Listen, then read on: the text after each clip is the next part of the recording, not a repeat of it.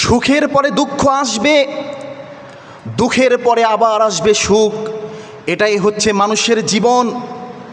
কারণ আল্লাহ রাব্বুল আলামিন মানুষের চক্ষুকে অশ্রু দ্বারা ভিজে দেন এই কারণের জন্য যে আমার বান্দা যেন তার বিধিবিধানকে সঠিকভাবে মূল্যায়ন করতে পারে। আমরা যখন সুখে থাকি তখন মহান রবকে ভুলে যাই।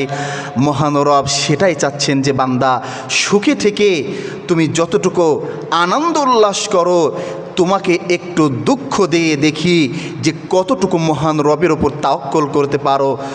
সুখের সময় যে ব্যক্তি হাসি খুশি থাকে, মহান রবের ওপর শুকরিয়া আদায় করে, দুঃখের সময়ও যদি ওই বান্দা শুকরিয়া আদায় করে যদি বলে আমার তাকদীর যেটা ছিল সেটা হয়েছে, এমনভাবে যদি জীবনযাপন করে, আল্লাহ রাব্বুল আলামিন বলেন বান্দা যতটুকু দুঃখ আমি তোমাকে দিয়েছিলাম তার বিনিময়ে 1000 গুণ সুখ আমি তোমাকে বাড়িয়ে দেব। সুবহানাল্লাহ।